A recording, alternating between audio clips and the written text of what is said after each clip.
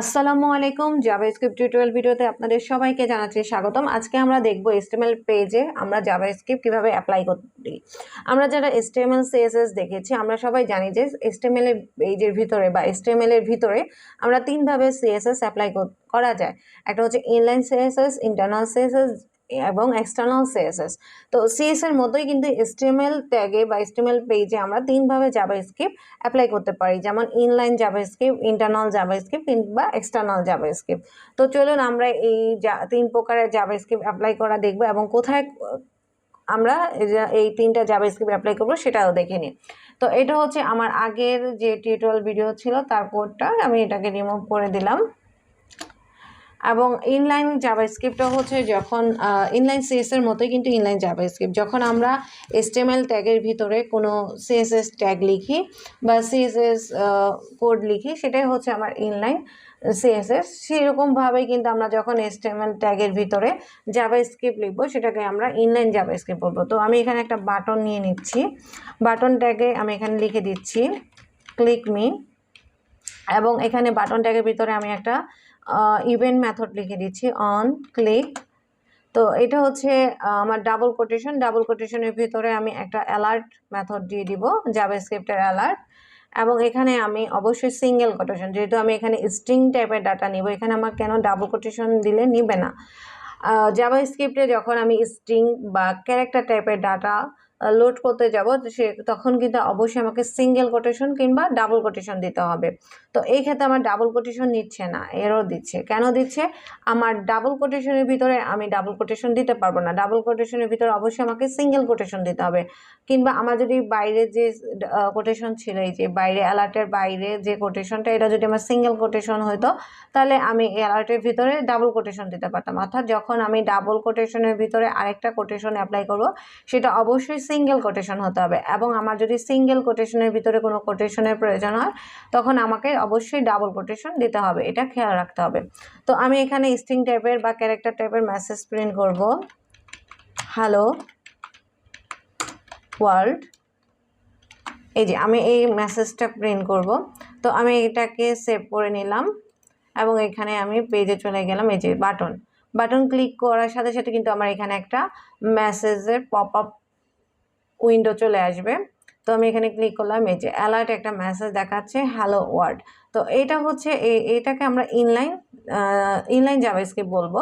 এই ইনলাইন জাভাস্ক্রিপ্টটা সাধারণত আমাদের যখন ছোট ছোট কোড লিখি বা ছোট ছোট ইভেন্ট ইউজ করি তখন কিন্তু আমরা এই ইনলাইন জাভাস্ক্রিপ্টটা অ্যাপ্লাই করতে পারি। আদারওয়াইজ কিন্তু আমার ইনলাইন জাভাস্ক্রিপ্ট যখন বড় বড় কোড করব বা বড় বড় ফাংশন লিখব সেক্ষেত্রে কিন্তু আমার ইনলাইন জাভাস্ক্রিপ্টের কোনো কাজে আসবে না, তখন আমাকে এক্সটার্নাল জাভাস্ক্রিপ্ট অ্যাপ্লাই করতে হবে। এখন আমি এটাকে কমেন্ট করে দিচ্ছি। এখন আমি দেখব হচ্ছে ইন্টারনাল জাভাস্ক্রিপ্ট।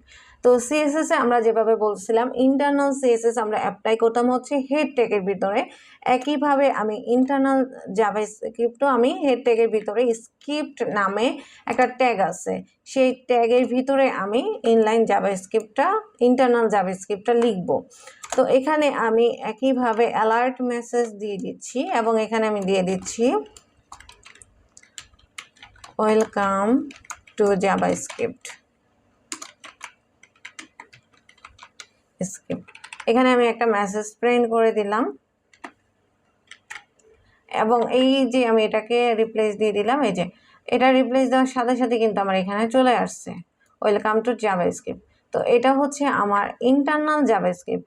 তো আমরা CSS এ কিন্তু ইন্টারনাল CSS লিখতাম হচ্ছে হেড ট্যাগের ভিতরে, কিন্তু জাভাস্ক্রিপ্টে আমার হেড ট্যাগের ভিতরে আমি লিখতে পারবো, বাট আমি এটা এখানে না লিখে আমি এটা বডি ট্যাগের একদম সবার শেষে, মনে রাখতে হবে বডি ট্যাগে সবার শেষে গিয়ে আমার এটাকে ইন্টারনাল জাভাস্ক্রিপ্টটাকে দিতে হবে।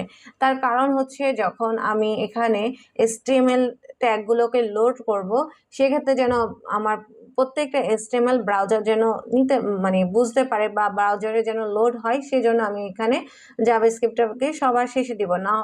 যদি আমি এটা হেড ট্যাগের ভিতরে জাভাস্ক্রিপ্টের এটা দিয়ে দিতাম তখন আমার কিছু কিছু HTML ট্যাগ মিস হয়ে যেত, সবগুলো HTML ট্যাগ লোড হতো না। এখন আমি দেখব হচ্ছে ইন্টারনাল জাভাস্ক্রিপ্ট। ইন্টারনাল সিএস এর মতোই কিন্তু ইন্টারনাল জাভাস্ক্রিপ্ট আমরা অ্যাপ্লাই করব। তার জন্য আমাকে এখানে একটা ইন্টারনাল না এক্সটার্নাল জাভাস্ক্রিপ্ট অ্যাপ্লাই করা দেখব। তো এক্সটার্নাল সিএস এর মতোই কিন্তু আমরা এক্সটার্নাল জাভাস্ক্রিপ্টের জন্য আলাদা একটা জাভাস্ক্রিপ্ট ফাইল থাকবে এবং এই ফাইলের নেম থাকবে হচ্ছে অবশ্যই আমি যে নাম দিব আমার ইচ্ছে মতো একটা নাম দিব, তারপর ডট এক্সটেনশন হিসেবে জেএস দিতেই হবে, তাহলে সে চিনবে যে এটা আমার জেএস ফাইল। তো একে এলআরডি লিখি,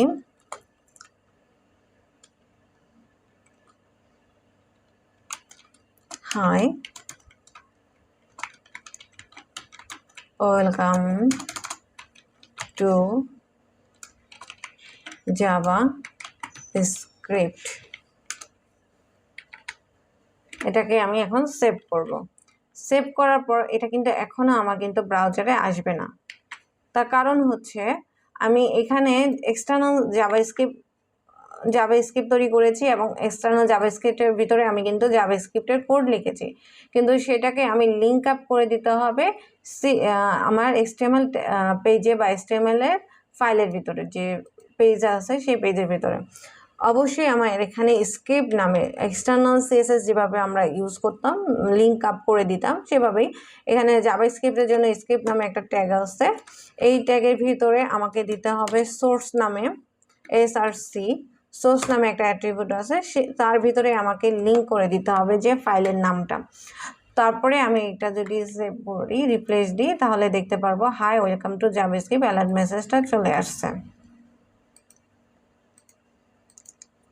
তো আমি এটা অবশ্যই হেড ট্যাগের ভিতরে রাখবো না, বডি ট্যাগে সবার নিচে এটাকে আমি নিয়ে রাখবো। জাভাস্ক্রিপ্টের কোডগুলো সবসময় চেষ্টা করবো বডি ট্যাগের ভিতরে এবং সবার শেষে যেন থাকে, বডি ট্যাগে সবার নিচে যেন জাভাস্ক্রিপ্টের কোডগুলো থাকে।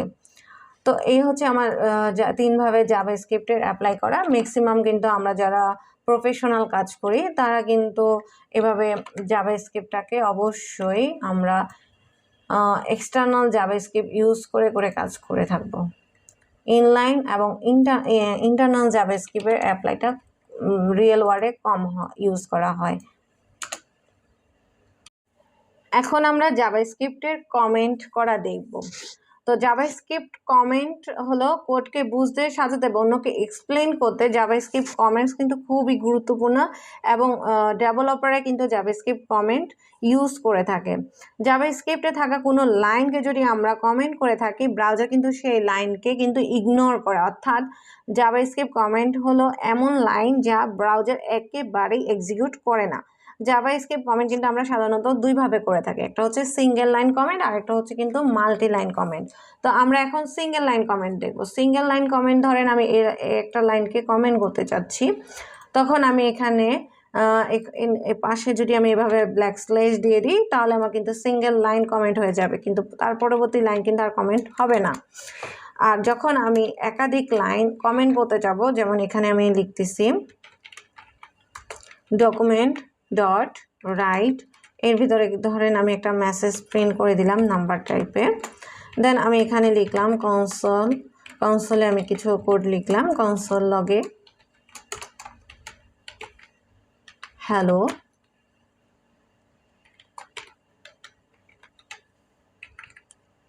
এই যে আমি কমেন্ট করে দিলাম। দাঁড়ান, কনসোলে আরেকটা লিখতেছি কনসোল ডট লগ, এখানে আমি ম্যাথমেটিক্যাল টার্ম নিয়ে আসলাম। আমি চাচ্ছি যে আমার এই 3টা লাইন কমেন্ট হবে, সেই ক্ষেত্রে আমি কিভাবে কমেন্ট করব? ফার্স্ট অফ অল আমি এখানে স্ল্যাশ দিব, দেন স্টার দিব, এবং যেখানে আমি কমেন্টটা শেষ করতে চাচ্ছি সেখানে আমি স্টার দিব, ব্ল্যাক স্ল্যাশ দিব, তাহলে কিন্তু আমার মাল্টি লাইন কমেন্ট হয়ে যাচ্ছে। আর এটা হচ্ছে আমার সিঙ্গেল লাইন কমেন্ট। তো এই কমেন্টে যে লাইনগুলো সেগুলো কিন্তু আমার ব্রাউজার আর রিড করতে পারবে না। এই যে আমি ব্রাউজারে চলে যাচ্ছি,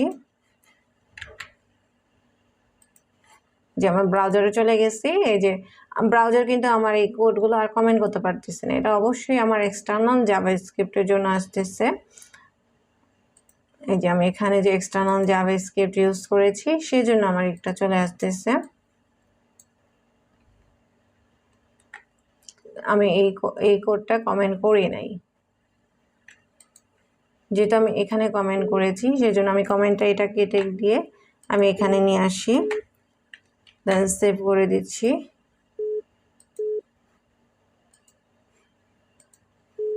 এই যে আমি কনসোলে রাইট বাটন ক্লিক করলাম, ইন্সপেক্টে গেলাম, কনসোলে গেলাম, এই যে আমার যোগফলের রেজাল্টটা কিন্তু এখানে শো করতেছে।